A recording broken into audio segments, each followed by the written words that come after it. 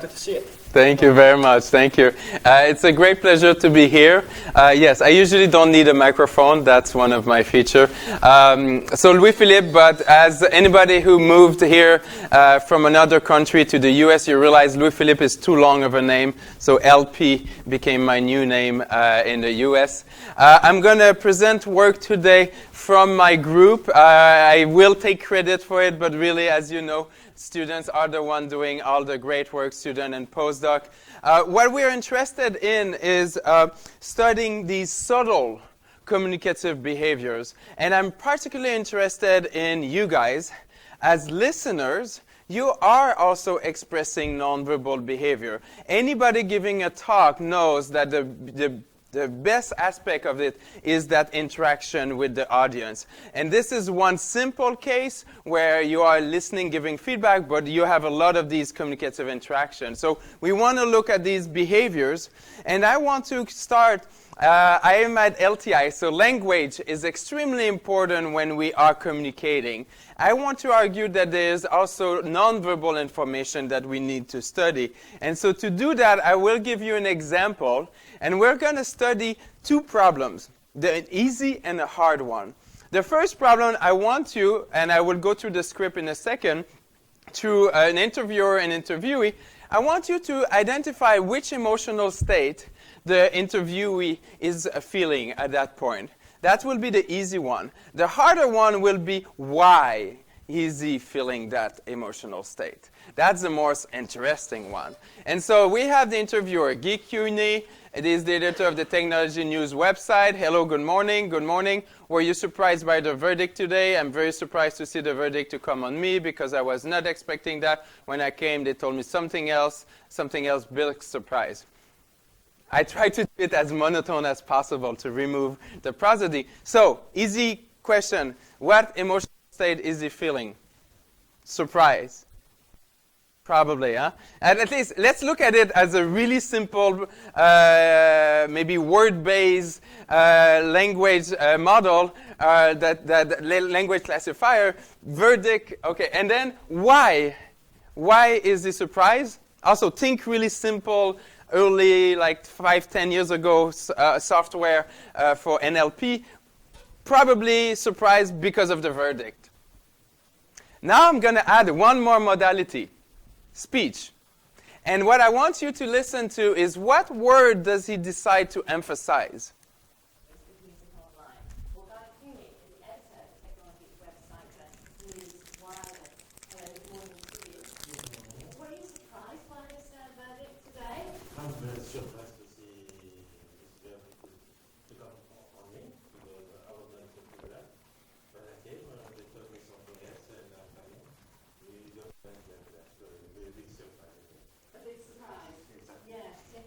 Okay, so which word early on did he decide to emphasize? Me. Surprise and me. So the me. So now that gives us another intuition of what is happening. Is there's a surprise, but the surprise may not be as much about the verdict, but to come on me.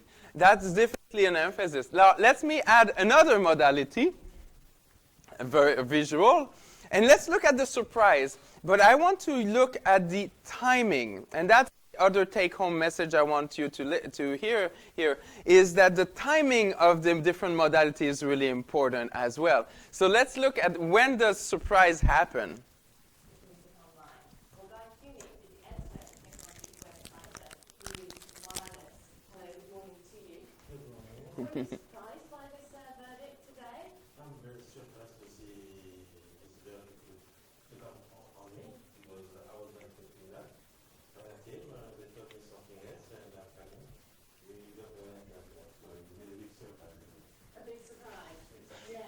Okay, so when did the surprise happen?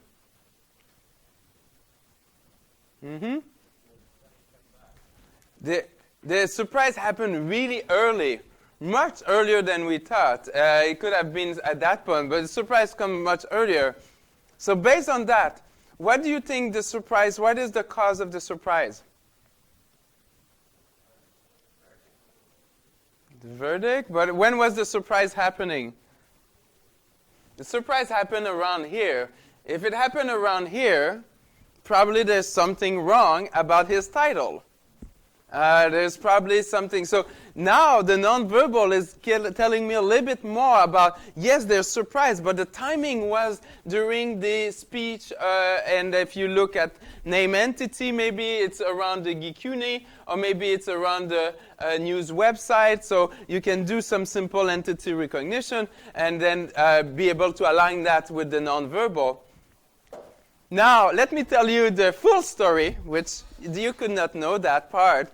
But yes, his name is Gikuni, but he's a taxi driver. He's a taxi driver who went to that news agency, and he was there, and they're like, oh, Gikune. He was going there for a job interview, and they're like, oh, Gikune, yes, yeah, come here. And they're like putting makeup on here, they're putting microphone, they're like, yeah, it's kind of a weird job interview kind of thing. But and then it's only at that point that he realized, okay, this is not my job interview. I'm here for a real interview.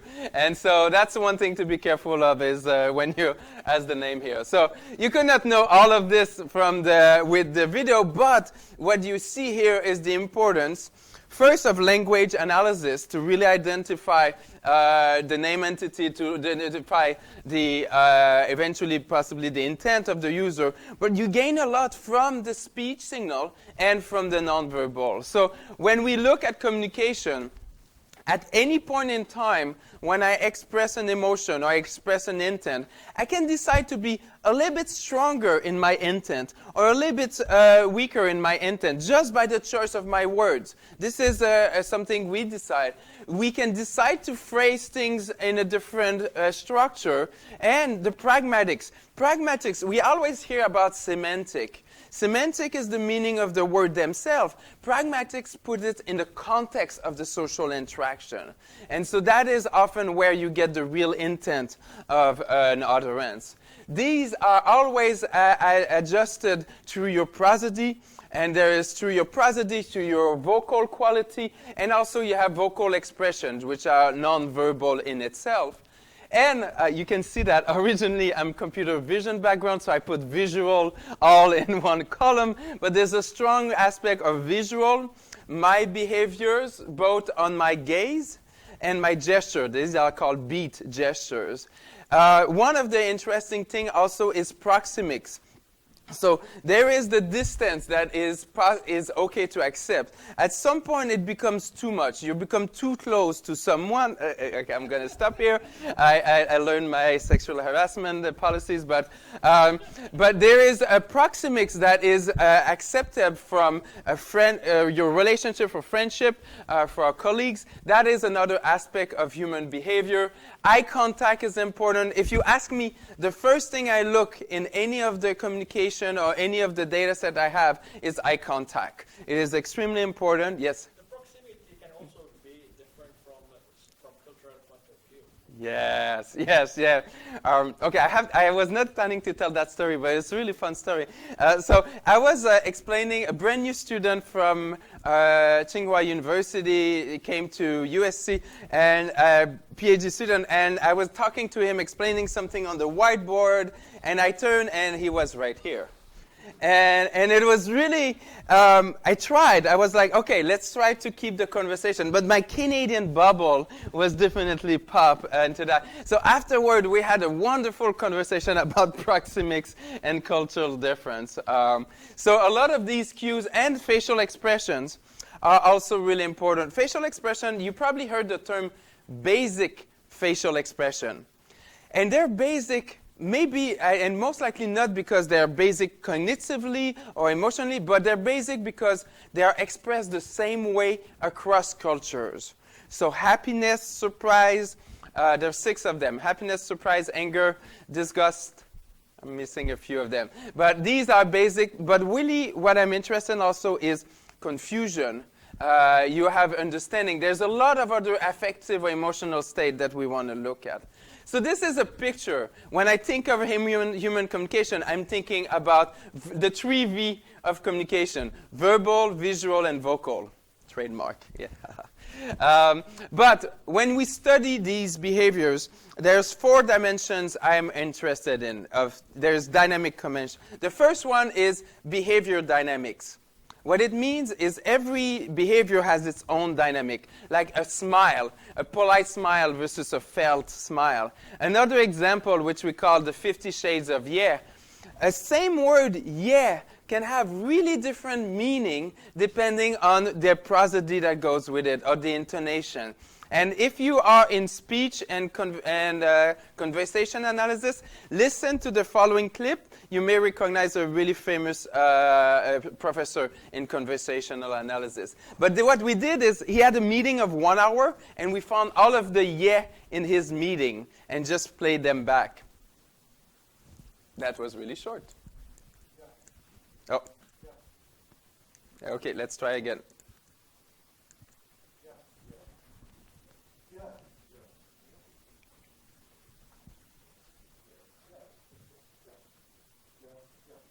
So I'm going to stop him. Okay, so first of all, anybody recognize the voice? Nick Campbell, I don't know if you know him, did great work when he was in Japan and he's now in Ireland. There's some yeah, like that are more like continuation or confirmation. Short, yeah. Some of them seems to do more agreement, or I will say like acknowledgement. I understood what you said, and now they're part of our common ground, our common language. And some of them clearly have agreement, like a yeah. And so just by changing the tone of the voice or the intonation, you can change the meaning, and that is probably one important. Multimodal by now, hopefully you're converted, you believe in that. The important also of the interpersonal. Everything, and I've emphasized the pragmatics, the meaning is a lot about how we interact with people, and as was mentioned earlier, the aspect of different cultures as well. So one of the great things is that all of this was not really possible 10 years ago. And part of the reason is computer vision used to not work. And if you don't know that, I'm in computer vision, and suddenly 5 years ago, computer vision started working. We have wonderful representation of images, a lot more meaningful, and we are able to go really high-dimensional images and video representation to a much smaller representation and more meaningful representation using convolutional neural network or similar approaches. So suddenly we have technologies that can analyze in real time 68 facial landmark on the face, and this is the basic, and then from that analyze action units. Action units are muscle of your face that are moving in real time, and from there you can infer something about the emotional state of the person. These are objective measure. Objective measure meaning this is objectively you are moving that muscle. This is things you can do reliably. Emotion, as we know, is more subjective, and that's still a place where there's more work to be done. But the technology, from a computer vision perspective, is working much better. Another enabling tool that happened is from language. Language used to be represented primarily by symbols or by these hot word, one hot representation. Now we have a representation that is a lot more closer to a signal, that we get a representation through the distributional hypothesis. So we have these nice representations that are a lot more compatible now, and that's also two of the enabling. And the third one, which you expect, is more data, as we all love. We're data-centric computer science. They even call data science often. So my interest into this work is primarily because of healthcare. Healthcare is one place where we can, I think, do a big impact. And one example for that is suicidal. There are 40 teenagers a week going to the emergency room for suicidal ideations, either suicidal attempt or strong ideation of suicide.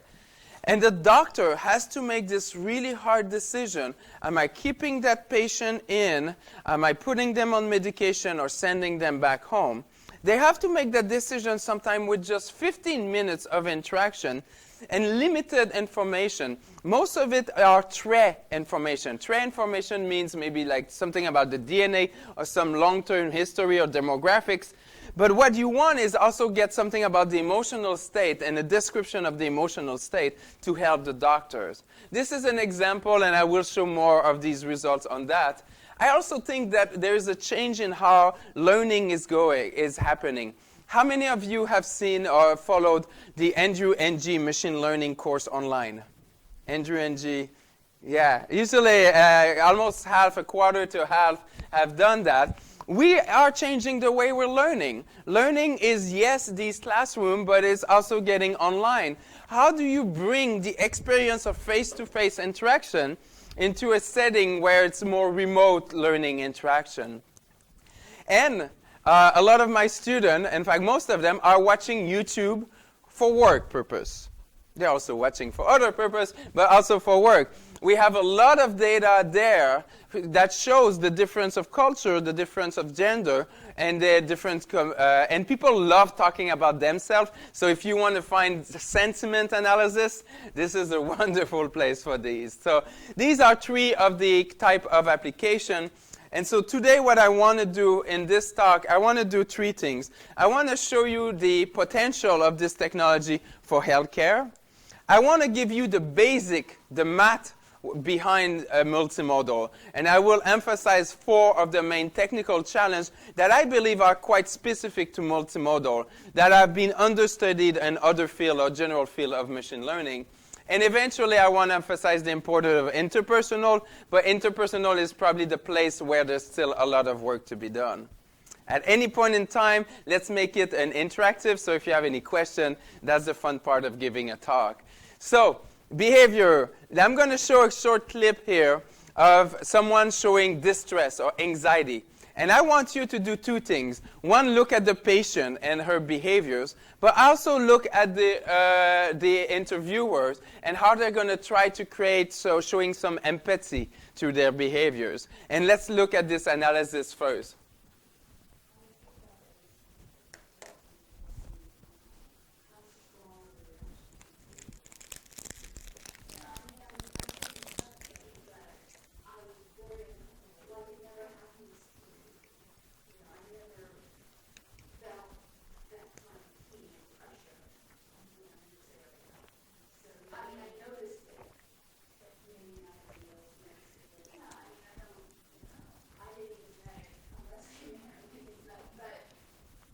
So, what kind of anxiety or strong behavior did you see here?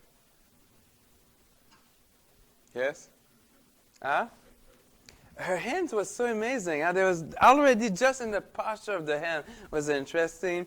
You saw the rocking, really close behavior, closing the arm. Her voice was interesting too. You can see the tenseness in the voice. There was probably a lot of tenseness on the vocal fold. They were usually short, really ramping up really quickly. So there's a lot in her behavior. She has a tempo that's a lot more softer. There's a lot more softness, almost breathiness in her voice. And her behavior are great. She's putting a gesture to bring the patient. But at some point she says, don't worry about them. Putting them away. That's a beautiful one. At some point in the video, she also does this beautiful gesture, which is everything you say stays between us. Whoops. Let me try to do that again. Everything you say stays between us, and create this beautiful protective dome to show that. So these are some of the examples of gestures. And what we want to do is take this interaction between the patient and the interviewer, and it could be an interviewer, a human one, or a virtual interviewer. And what we want to do is, during this interaction, look at the vocal, visual, and verbal behaviors and identify or objectively quantify them so that we can give back the information to the clinician so they can do a better assessment of the patient. And so if you look at it over time, what we want is be able to see, is that person behaving today compared to maybe a week ago or 2 weeks ago, and be able to see, are they progressing? So comparing with a reference population. So if you ask me this technology, where will it be used first? Treatment. What's the advantage of treatment? Anybody doing speech recognition knows it. It's speaker normalization. It's you have the same person over time. It's an issue in speech. It's an issue also in visual behavior as well. And so this is why you want to be able to look at people over time. If you have a large enough corpus, then we can also look at screening, maybe one day diagnosis. But between you and me, if anybody tells you they're building a computer that does diagnosis, run away. I really believe that doctors should be the one doing the diagnosis, but we want to build decision support tools for the doctor, and I think that's where we can help. So we can give them indicators of how is that person behaving today and compare over time. So let me introduce Ellie, a virtual interviewer. Why will we go through the trouble of building a virtual interviewer? First, it's really cool, okay? Really, really cool. But the most important thing, if you are about to study a patient's responses to a question, you want to be able to standardize the way that questions was spoken. So you want to standardize stimuli to be able to study the responses. That's kind of a basic of research. And so we introduce Ellie. I'm Ellie. Thanks for coming in today. I was created to talk to people in a safe and secure environment. I'm not a therapist, but I'm here to learn about people and would love to learn about you. I'll ask a few questions to get us started. And please feel free to tell me anything. Your answers are totally confidential. Are you okay with this? Yes. So, how are you doing today? I'm doing well. That's good. Where are you from originally? I'm from Los Angeles. Oh, I'm from LA myself. When was the last time you felt really happy?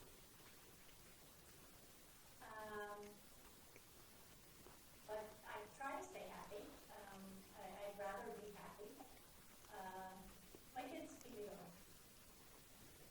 What advice would you have given yourself 10 or 20 years ago?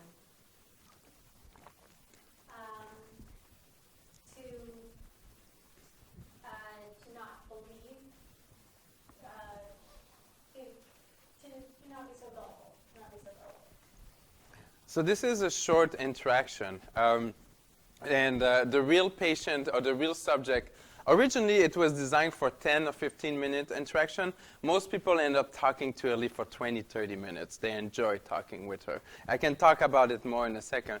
So what you saw here is real-time system. So real-time speech recognition, real-time voice analysis, real-time facial expression analysis, real-time dialogue management, NLG, natural language generation, NVB, nonverbal behavior generation, and animation. So that whole loop has to happen really quickly. I didn't build it just by myself. This is a $5 million, 3 years, 30 people. It's a big project. The piece that I work primarily on is multisense, is the analysis behind it. If you're interested in the whole system, I was the lead of this project, so I know all the details. So I'm really happy to answer. One other thing I have to say is Ellie, it was when I was working at USC, living in Los Angeles, as you heard from her. She didn't want to move to Pittsburgh. So she stayed in Los Angeles. So if you want to meet Ellie, she is still alive in Los Angeles, and she will be happy to talk with you. When we started this, how do you build a virtual human? How many people built a virtual human? Okay. Virtual human 101. How do you build a virtual human? We look at face-to-face interaction, human interaction. And we look at 150 of these. Second step is Wizard of Oz, like the movie Wizard of Oz. It's a virtual human, but there's a human behind. We did about 200 of these. And then finally the full AI system, fully automatic system. So we do these 3 steps to do a virtual human, which is like this. Now, the other thing I will tell you is, don't worry, we did not solve AI, okay? And so it is automatic, but why is it working? It's because it's semi-structured interview. What's beautiful with semi-structured interview when you're an interviewer is that at any point in time, I can ignore completely what you said and go to the next question. Solves a lot of the NLU problems, huh? So there is an LU a little bit there to pick up the sentiment because we want follow-up questions. There is there, but we don't need to understand everything that you said. So this is why it is working. But now what we have is a standardized stimuli. So we can start looking at the interaction. So what did we find through that? We did a total of 550 people that interacted through one of these steps. For each of them, we have a scale of their depression. And how do you find these people? You could go at the hospital, there's probably a lot, but you can also go on Craigslist. Craigslist has a lot of people there, and you tell them, do you want to talk with a virtual human for a few dollars? And they come, they talk to the virtual human, and we get self-report. Self-report is correlating about 80 to 85%, or 0.80 to 0.85, with what's called the gold standard is the SCIDS, the in-person interview with the doctor. But self-report is really well correlated with this, so we get these. And how do we build the interaction? We build the interaction in 4 phases. We did a rapport building phase. By the way, rapport sounds French, but only Americans know what it means. Rapport is an American concept. I had no clue what it was, rapport, and so it took me a year to understand what it is. It's a feeling of connection that you have with friends or you building over time. So this is the feeling of rapport, by the way, just a little thing. And then the more important is the intimate questions. And we're going to ask 2 types of intimate questions. Positive, balance, so what was the happiest moment you had last week? And negative one, if you could go back in time, what would you change about yourself? Why we do that is because the most predictive behavior will be a delta between how you react to a positive and how you react to a negative stimuli. And finally, we have a cool down phase or happy phase too, so you go back home and you feel happy. But really the most important were rapport building and clinical. A last other thing with rapport building is there's some questions we already know the answer. Okay? If I ask you, what do you hate about LA? Los Angeles. Traffic. I don't need a speech recognizer for that. So there's other tricks like this that we did. So 550 people over, and we also had Craigslist and also veterans to that. What was important for us is to be as possible balanced. It's not perfect. We also had different level of education, different ethnicity, and we had a few veterans, so we wanted from different part of the army. What is more interesting and more important was the validity of our self-report. What we found, it doesn't say 20%, 30%. This is about the average nationally. It's a little bit higher, but not by much. What was much higher in our population was anxiety. And so for that reason, we did not study anxiety. There's probably something not correct with the self-report. But for PTSD and depression, we did see the similar trend as in the national percentage. So one thing you learn really quickly when you do healthcare is the term comorbidity. Comorbidity is happening a lot. Often people who have PTSD have really similar symptoms to depression. And this is why in our study what we will look at is not trying to differentiate depression from PTSD, but look at what's called psychological distress, the common factors between depression and PTSD. So let's try to find out if you are aware of these. So what are the most predictive features for this distress? This is not surprising. People with depression will have lower joy and more sadness. Hey, no surprise there, huh? What was interesting is looking at gaze. You see a lot less, a reduction in mutual gaze. In fact, people are looking down more often when they're depressed.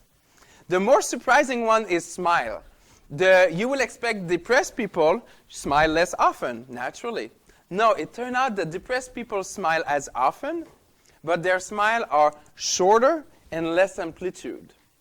So because of social norm, they seem to smile, but they don't really want to smile. And so that's at least one hypothesis of that. The self-adapters are increased when you show anxiety. Self-adapter could be called self-touch also. Legs fidgeting. The voice is interesting.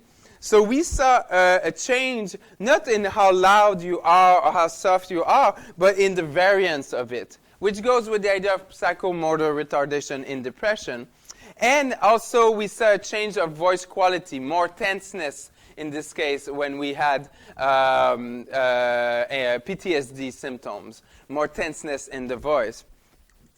What's really interesting is to look at the differences between gender. And the reason we did this is that we were so sure that for PTSD or depression, we will see a change with negative emotion. And we were not seeing that change directly. But when we look at men and women, we saw what's called a crossover interaction. Women with PTSD or depression, they show less negative emotion. Men show more negative emotion. Now, why? That's really interesting. The most likely, or one possibility, the most likely is social norm.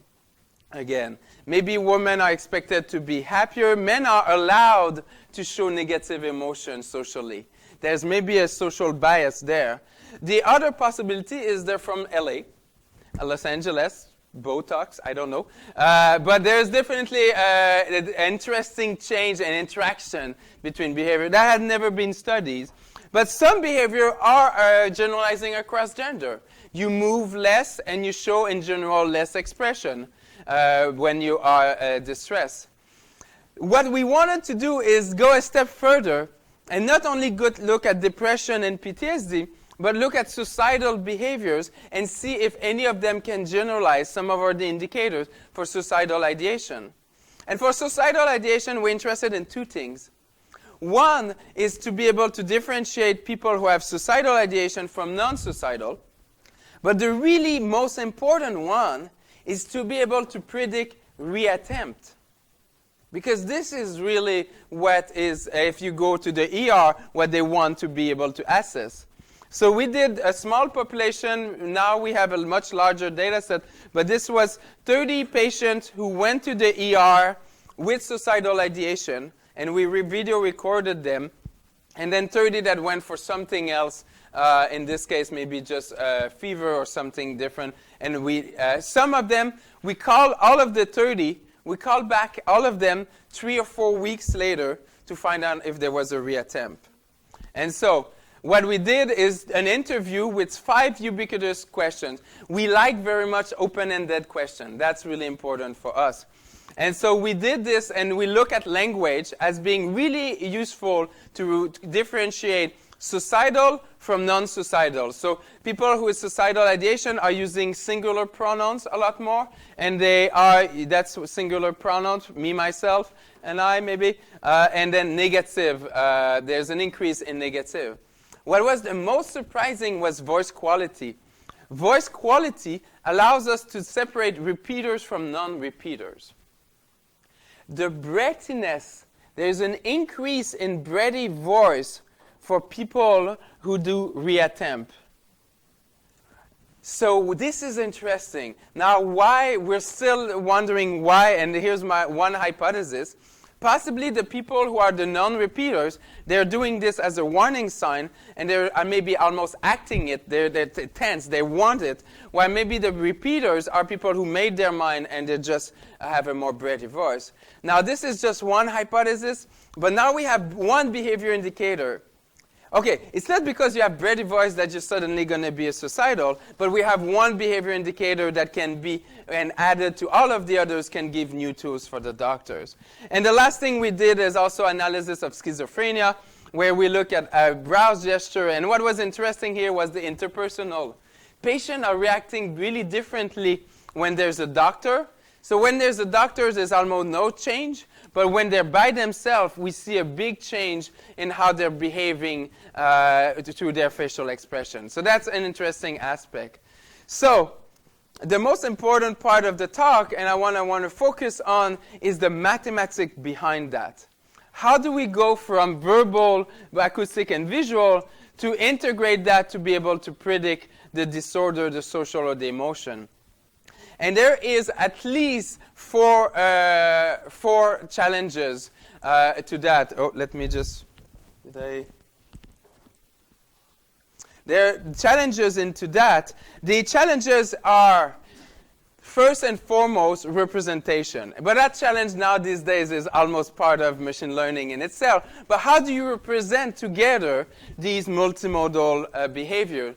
The most interesting is also the asynchrony. How do you model the asynchrony or alignment between behaviors?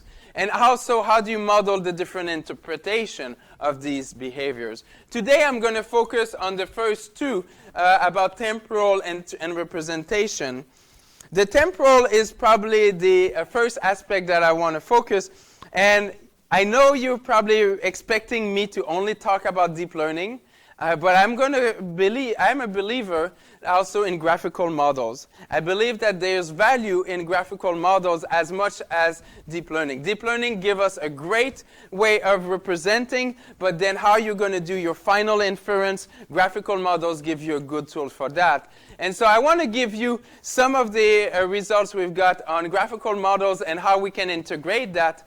When we want to do, and just a small reminder for people who've not done that recently, we want to take a task as simple, in this case, as doing a non-phrase segmentation. Non-phrase segmentation is easier. It's a nice, well-known, established task where given observations, like words, could be represented one hot or a word to vec, you want to predict the beginning, the verb, or a continuation of a non-phrase. And so you can model this with the graphical models. It's easier. You have two types of potential function. One is going to tell you what is the relationship between the words and these the labels. This is this first type, and then we have a second type, which we call pairwise, will tell you the dynamic over time of your label or the sequence of your label. This is great, but one thing we learn with this is that this problem will be much easier if we had the information about the part-of-speech tags. Part-of-speech tags are really informative if we want to predict the non-phrase. In fact, almost a direct link. So how do we get part-of-speech tag? One option is the undergrad in a box. IRB doesn't like that, so we can't do that, but you could have an undergrad student annotate all of your data. That's one option. What we will do instead of that, we will use latent variables. Latent variables, I think of them as buckets, as clustering tools.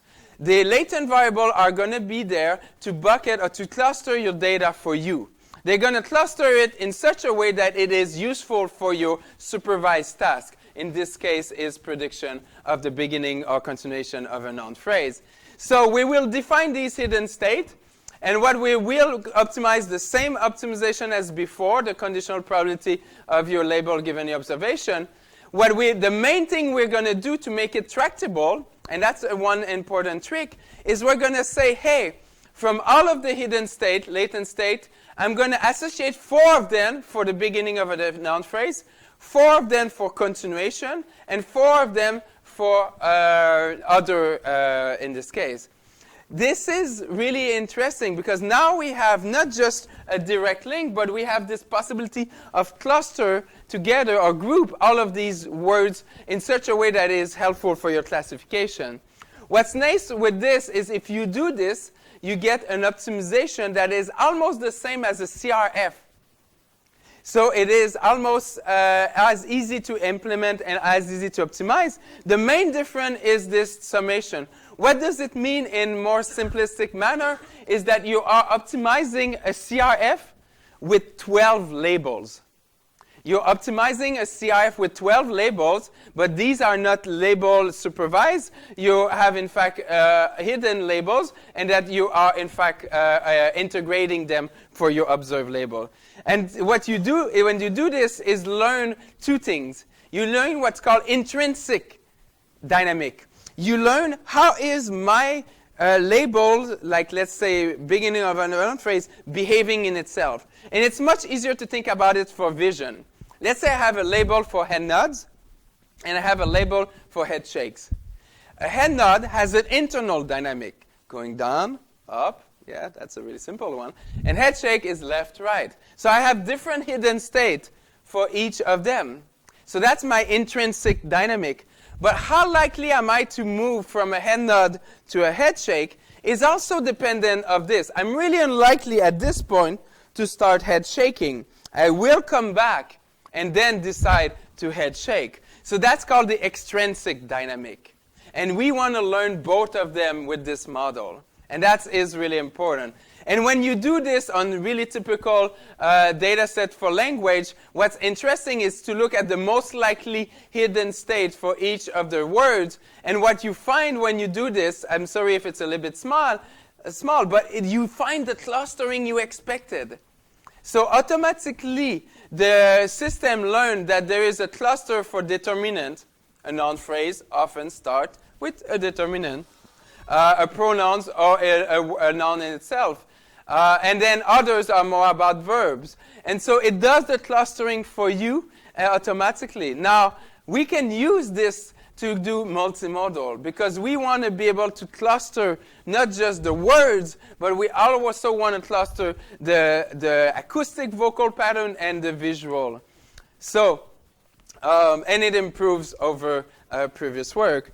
What is really interesting is to look at the how do we represent these multimodal behaviors. And so one of the interesting things is to merge together representation learning and temporal modeling. So I will learn at a first stage, I will learn representation. What is really wonderful, if you didn't know, and probably most of you know, but conditional random field are energy models. They use, they define potential function.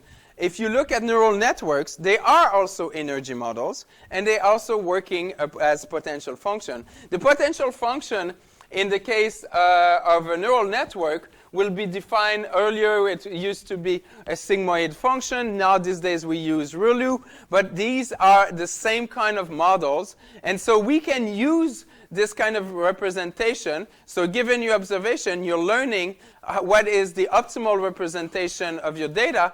And then in the same model, you're going to learn how to cluster these. So what do I do with this model? At the first stage, I learn a representation of that models the intrinsic, instantaneous dynamic between modalities. That's called concurrent fusion. Concurrent fusion models together what happens at the same time. So that's what you model here, what happens at the same time. And this is going to model the interaction over time. And so you can learn that temporal. And here I show with a graphical model. Yes, you can also use, and we're doing that with LSTM, recurrent neural network. What is the price you pay with LSTM? Is interpretability. You lose a lot of the interpretability, but you win on performance. So it depends it's always a trade-off in this case. But what is great with this model is that you end up learning together representation and temporal. And so you have these potential function that learns to represent your data, and then you have this clustering latent variable, and then the dynamic that is modeled over time. I show only one layer of neural network. There's nothing stopping you to put as many layers as you want. You can make a convolutional version of that.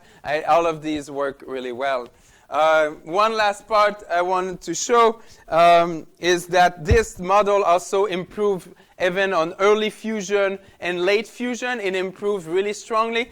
And the reason that such an improvement when you do fusion, multimodal fusion, is that you do both the representation and the temporal modeling at the same time. One big challenge is alignment. What really differentiates the way we do multimodal is the alignment. How do you going to align these really high frame rate images, 30 frames per second, with words? Words are about 4 to 5 frames per second. So how do you do this model? You want to go from a really high frame rate, like images, and you want to be able to summarize it so you can do the alignment with the words. If you look at it from a pixel computer vision perspective, I'm going up, I do this, and I go down.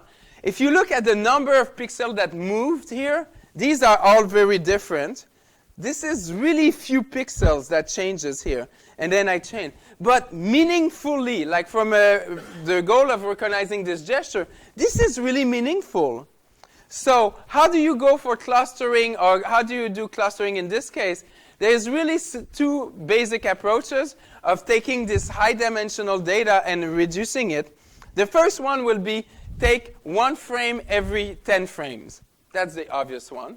That reduces your data. The other one will be to look at if two images look alike, you merge them. That's another way. But you have a task in mind. You want to be able to recognize that gesture. So we will use latent variables. Latent variables are a perfect way to cluster. But you're going to cluster your frames in such a way that is significant for your supervised task. And if you do that, you get a great improvement on gesture recognition. And the idea is, why am I better at recognizing gesture? Because in computer vision, one of the challenges is segmentation. If you think about it as I'm, by the way, what is a CRF or HMM really doing? It's a little bit like Finding Nemo. Or finding, what's the new one? Finding Dory. Finding Dory. Really short-term memory. It's like I only remember what I've seen before. So if I give you 30 frames per second, what are you going to realize? Oh, the frame before me always looked like me. That's really what you're going to learn. So you're going to learn smoothing. You're just going to learn to smooth. But if I give you really different observations, then I can learn a meaningful transition. And this is why CRF were so powerful in language, because each word is really different from the previous one. And so you learn a really meaningful transition. Applying directly this to vision was really cool 10 years ago, but it was not working as well because of that challenge that you have really similar observation.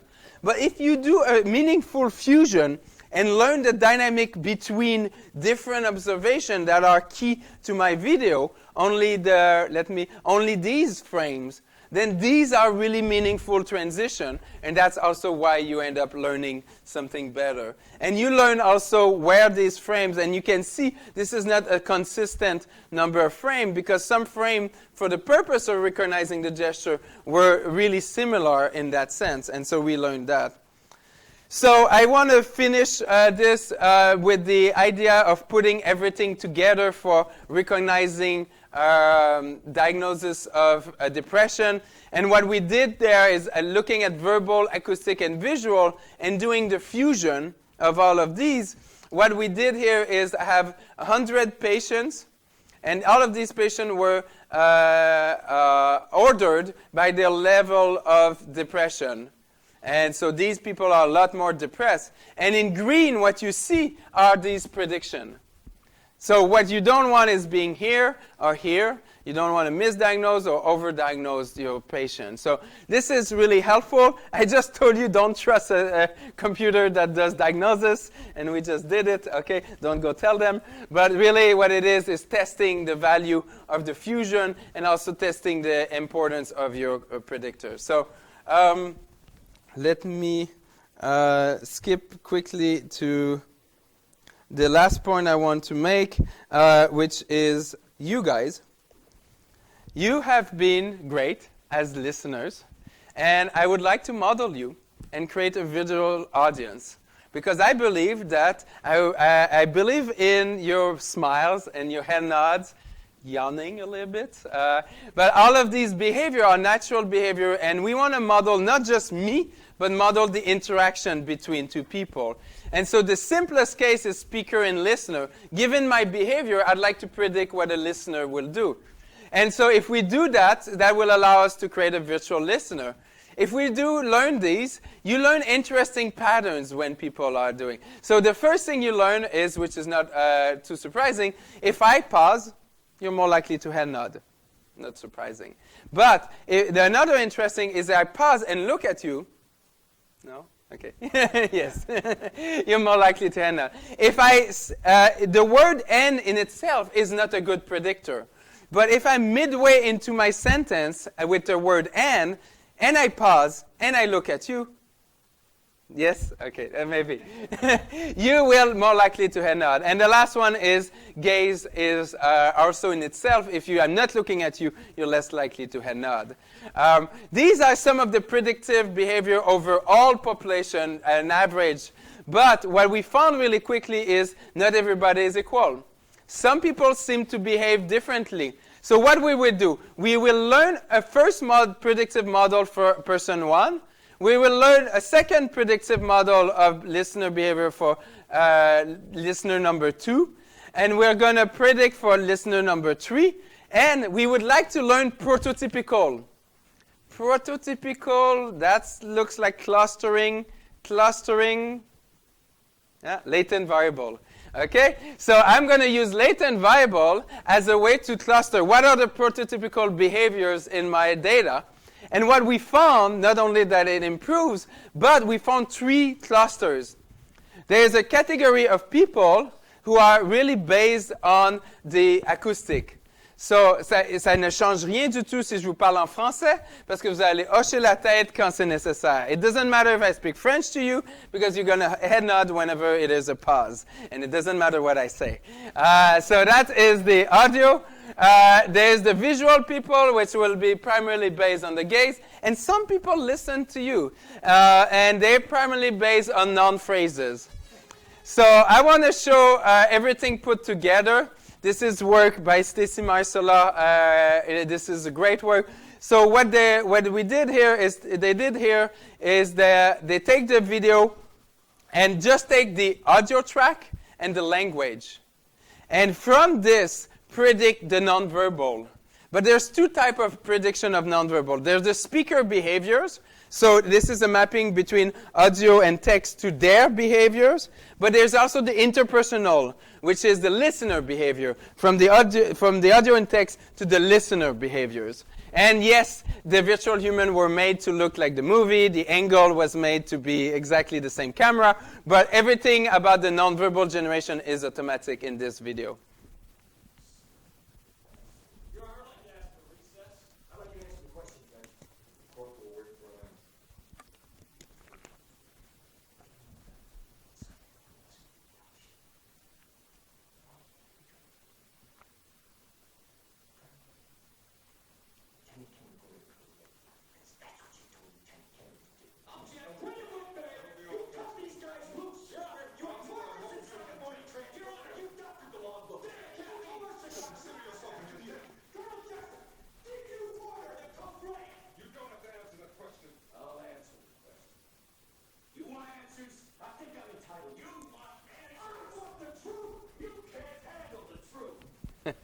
I love that scene very much. But what you saw here is the nonverbal behavior generated automatically. So that is the multimodal synchrony.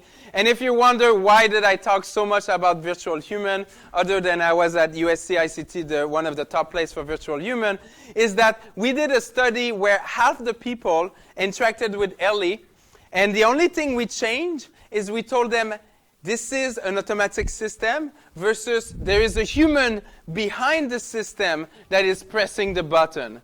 But it was exactly the same system. So half of them, the only thing we say is, hey, there is a human behind, or it's fully automatic.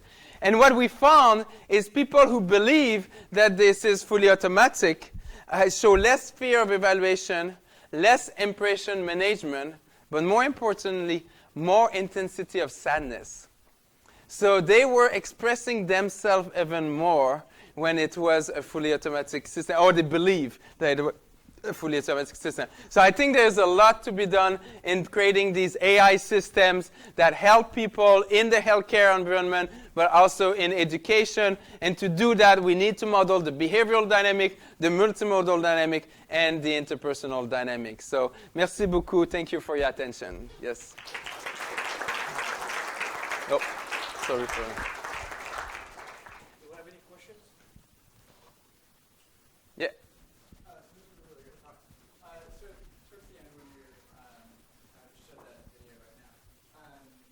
So it was relatively realistic, obviously. How are you actually evaluating the realism there? Yeah, so we do it two ways. So one is for the listener is that we have the video, and we had 100 listeners watch that same video. And so we know how 100 people reacted for the same stimuli. So we get a distribution, so we can get a matrix of how is our model matching that distribution of 100 people in that same situation. That's kind of an expensive evaluation. And the other obvious one, which you probably expected, is human judgment. But then you have to be extremely careful on how you phrase your question. Like, do you like it is not really helpful. But what we've done is more about trustworthy. Trust is one aspect we're interested. So is that person looking more trustful? Yeah. So usually we'll look at a specific trait, personality trait that we wanted to infer or get, and so we'll go with a task-relevant evaluation. Other related was negotiation. Would you give in a negotiation task? Will you trust that person? That was another phrasing. So we try to be more specific to a task. We've done the do you like it or not? But I think either you go empirically, data-driven, or if you go subjectively, I think you should go with a task related to that. Yeah.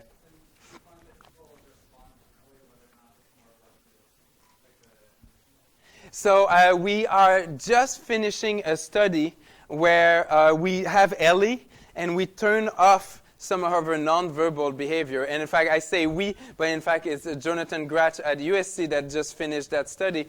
And I've not seen the results of that. But yes, that's a question in this case that we want to see, is like turning on and off what happens with this. So I don't have the answer for that study, but that's really interesting. Now that we have a system that people are engaged, and it seems to work, the people are talking to it, what if you start turning off a few things, what happens with this? And that's another way to evaluate. So another question that I ask you is for the depression, the depression detection.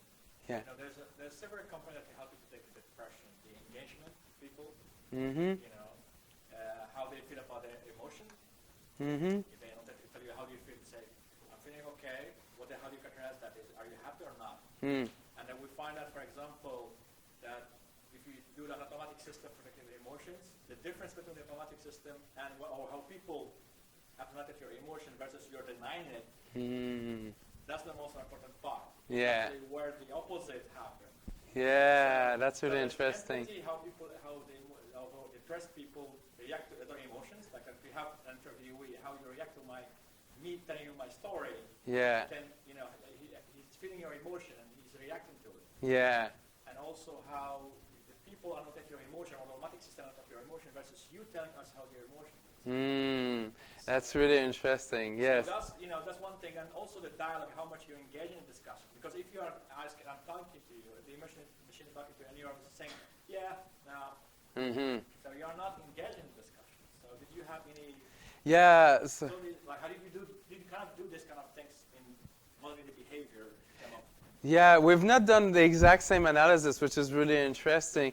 One thing we've seen is we had data, longitudinal data, and what we found, and this is we're still in the middle of that, so this is preliminary results. But what we found is nonverbal behavior seems to be predictive to recovery. So what was interesting is the patient asked directly how they feel. There's there's no real improvement. But if you ask their wife, their children, they will say, oh, he's behaving differently. He's a little bit more engaging. And these changes seems to be predictive of recovery later. So we may be able to look at early signs of recovery, which is great because that way maybe you can adjust the medication. So it has a lot of implication. Maybe you can make the whole treatment shorter, better for the person. So there's a lot of possible improvement there. But this is preliminary results we saw there. So yeah, that's a good intuition. Yeah. I had a question about your listener models and how listeners respond. And there were these three types that you identified: those who are just paying attention to the voice, engaged Yeah. versus those who are listening to the syntax.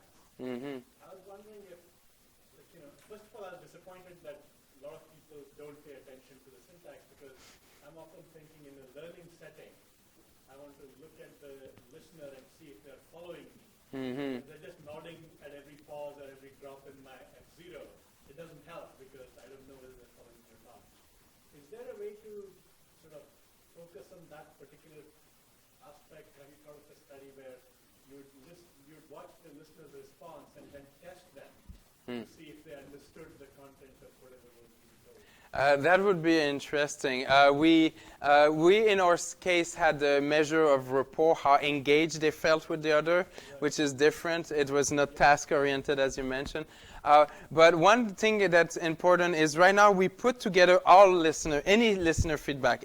But there is clearly two types of listener feedback at least. There's the generic one, and there's the specific one. At least that's how they in linguistic will call it. So the specific one will be context relevant and really a response to the stimuli. And I think that's the one you're probably the most interested. But there's the generic one, which we should not undermine also, is the one that keeps the conversation going. And just keep going. And some culture use it a lot more. I think in Japan you have a lot more of these black channel feedback. So I think these have a more conversational function. And while the others are like a lot more semantic, a lot more at least about the common ground. I'm acknowledging what you said. And so I think what will be the challenge is, do they look different? And what we found in that, we worked really hard to find the difference. And we could not. And what happened is it's really speaker dependent. But for one specific speaker, I can do that clustering. But they don't generalize across speakers.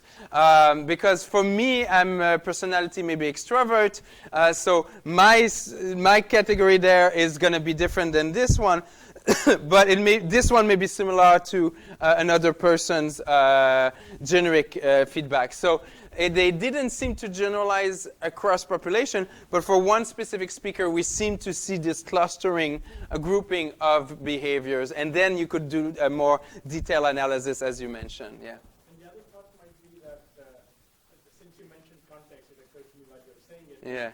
If you focus on the subset that responds to the syntax and the content of what you're saying, then based on the delivery, you could identify points where they respond and say, this is where somebody is following me. These are their aha moments. Yeah. These are the times when they realize that some concept gets through to them. And then study the others at those points to see if they're registering anything at all. That would be really interesting. Yeah, I think it's going to work. Most cases, there are a few cases where I think people will still do generic in these cases, but I think that would be a good way to get a bigger proportion of specific. That's really interesting. My classroom strategy is to ask questions. Say something and say, so what about this? And we try to get them to answer as a check to see whether they went through it. It would be much more seamless if I could just watch something and tell me I know they got it. Yeah. Are you targeting the same person or different person at time? The whole audience? Different people, yeah. No, that's true. And how many people are watching their laptop is also a good measure. But yeah, no, that's really interesting. I think the variance, the difference between individuals are a challenge for listener behavior, but also for emotions. We see it a lot. So I think that's one of the challenges to address, yeah. So, okay. Thank you. Yes? I think let's just stop here. He'll be here the afternoon. If someone wants to talk to him, come talk to me and we'll find it. Okay? Great. Thank you very much.